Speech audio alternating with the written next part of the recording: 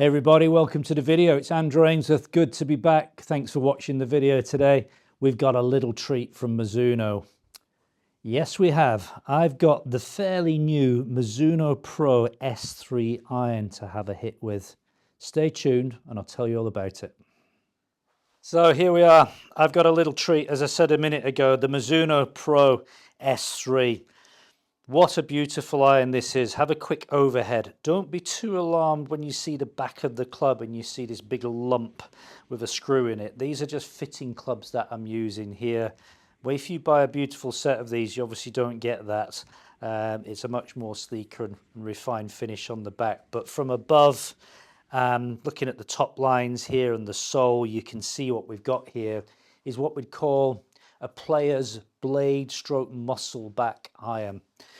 This is where we'll get lots of comments, lots of feedback, some good, some bad. This club is squarely aimed at very good ball strikers. And there's people out there watching the video, and I'm not going to disagree with you, but at the same time, I'm not going to agree. So yeah, I probably am disagreeing. I think you've got to be a good ball striker to handle a club like this, or else you're going to make the game of golf, which is already pretty difficult, isn't it? Let's be honest, even more difficult. There's not a lot of forgiveness on these. As you can see, there's a small cavity on the back, but they're hardly what you call game improvement clubs. Quite the opposite.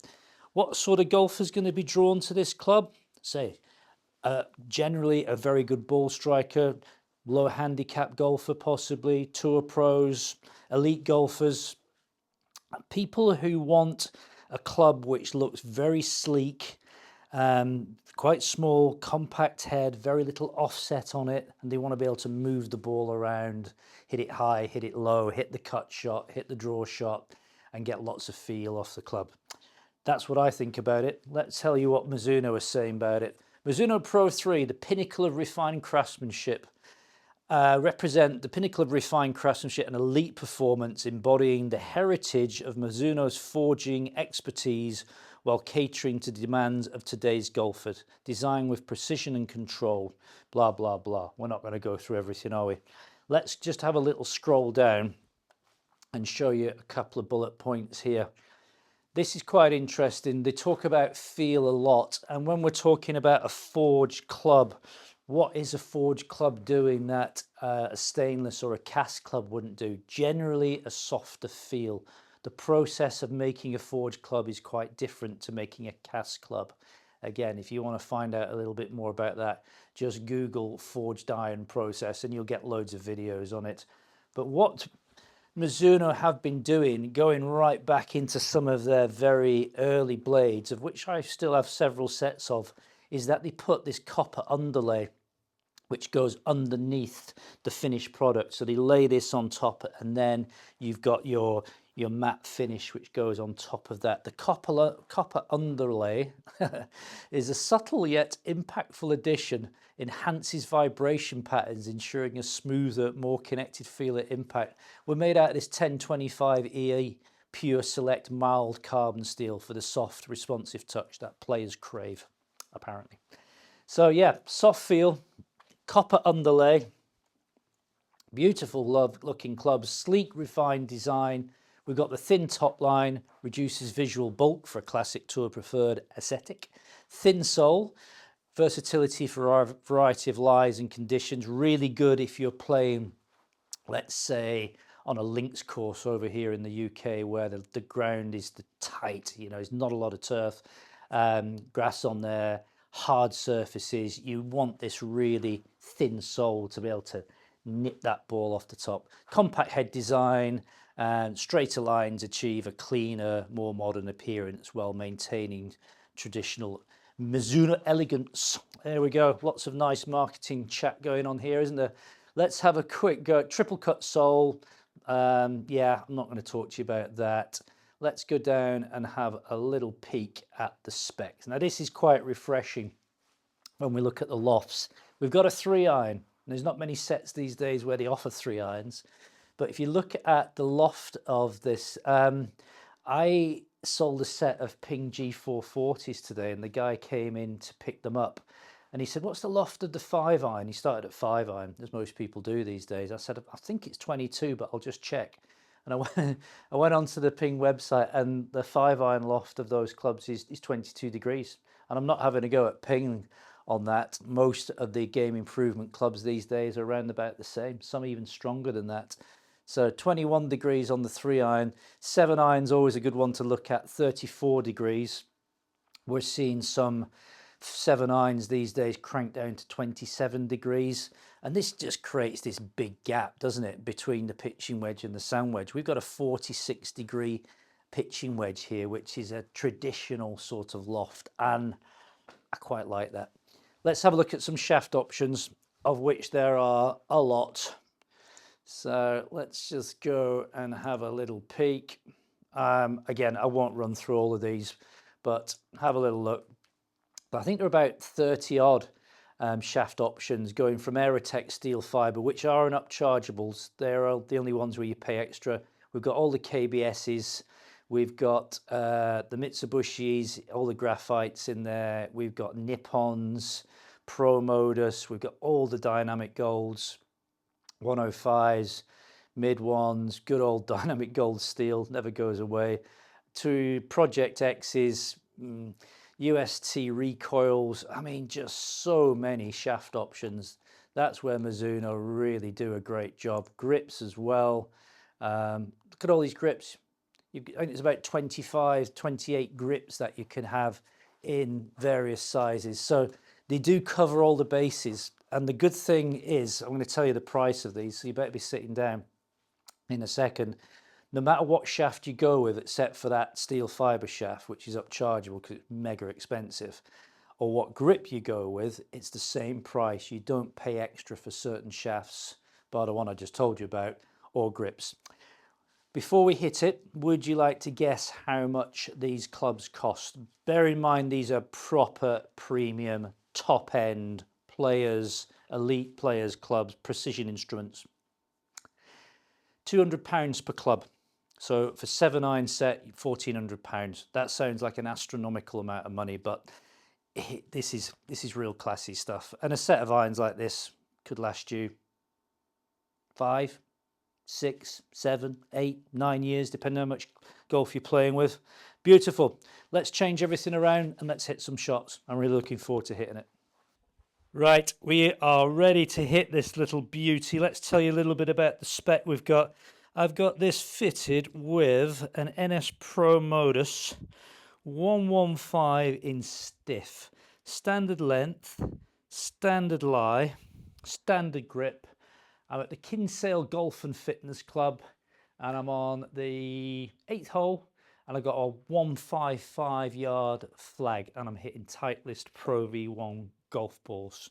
Have a little overhead at this. It looks absolutely stunning from above. You've got the thin top line, you've got the small compact head, you've got very little offset. Those of you who aren't sure what offset means when we're talking about offset, when you look at the front edge of the club here to the leading edge, this is the offset.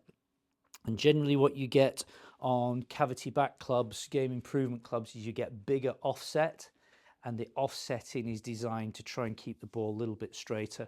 But when you get onto these players' irons, the top players don't really want too much offset. That enables them just to sort of move the ball around and be a little bit more interesting, versatile on interaction with the turf and all the rest of it. I'll just give you another overhead of the sole, this triple cut sole. You can see how it's beveled at the front.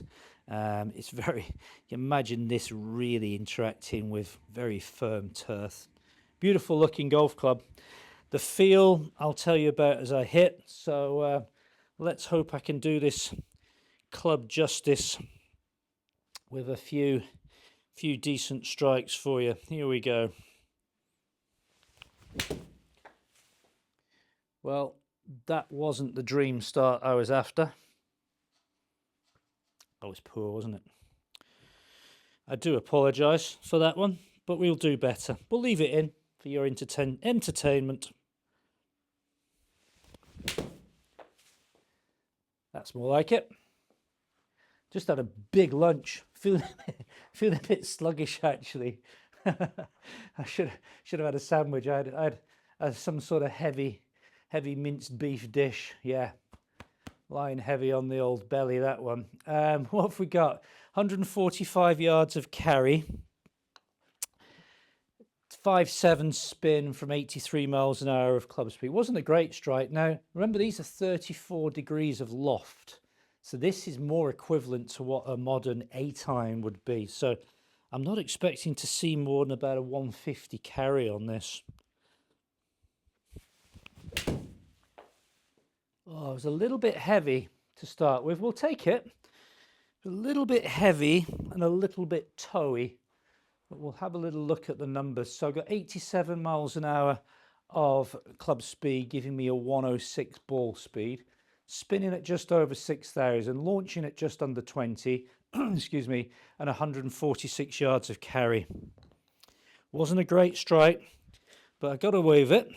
Let's go again. That was a better strike. Pushed it a little. There we go. That's kind of on the money for me, this one. The feel of this club, everybody, is very, very soft. With a decent golf ball like a Pro V1, you really can feel the softness. Very nice numbers again, 150 carry, 107 ball speed again, spinning it around that 6,000 mark. Knocked that to 12 feet. Felt great. I do have to focus with these. I'm not going to get away with too many bad things with this club. This is not a game improvement club. This for me is definitely aimed at the person who's a pretty accomplished ball striker. We'll talk more about that in a minute. Might have just turned that one over a fraction. Strike was the best one yet. It's okay. It's on the short stuff.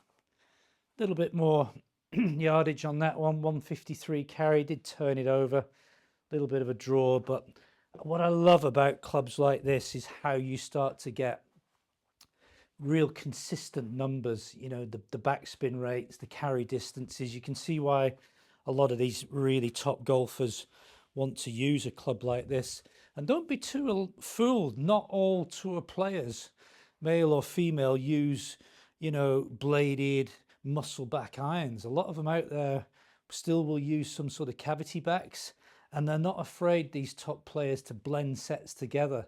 You know, they may have 4 to 6 iron in some sort of more helpful heel and toe weighted club, and then blend into more of a bladed iron as they get into the 7, 8, 9 pitching wedge. They do that quite a lot. But this is a really beautiful iron. It's classic Mizuno. It really is. Again, slight turnover. Usual day at the races for me, this. Just fighting everything going left. Those of you who understand the numbers on GC2, I attack the ball way from the inside. I deliver this club 9 degrees in to out with the club face closing to the path, putting a lot of right to left spin on it. So, yeah. On a bad day, I see a lot of the left-hand side of the golf course. Let's try and open one up a little bit here. Nope. Better path. Turned it over. Still felt great, even though I've missed the green. One more. That's pretty good. Again, fighting that little turnover draw. Is it a problem? It's not a problem for me. I can kind of, when I'm out playing golf, I'll just play a little bit more for it. Maybe start the ball a little bit more to the right and let it draw back on flag. Anyway, back to the club in question. How good is it? It's very, very good. It's niche. It's not going to suit everybody. It is aimed at a certain style of golfer. But if you're in the market for some beautiful, crafted, fantastic looking, great feel, then this is definitely worth considering. Mizuno do make some of the best forged clubs in the world, in my opinion. So there we have it. Just before I go, what's your opinion on using blade and muscle backs? Do you think the argument that they'll make you a better ball striker holds up, or do you think they'll just make your golf worse and make it more difficult? Very interested to get your opinion on that, because I know there's a lot of thought that if you want to be a better ball striker, buy a set of blades. I've never really subscribed to that. I think it just makes the game more difficult, but I know everyone has their opinion on it. So it would be great to hear your opinion on that. Thanks for watching the video today. If you're not subscribed to the channel, do us a big favor, hit the subscribe button. And if you think the video is any good, give it a thumbs up. Thanks for watching. Bye for now.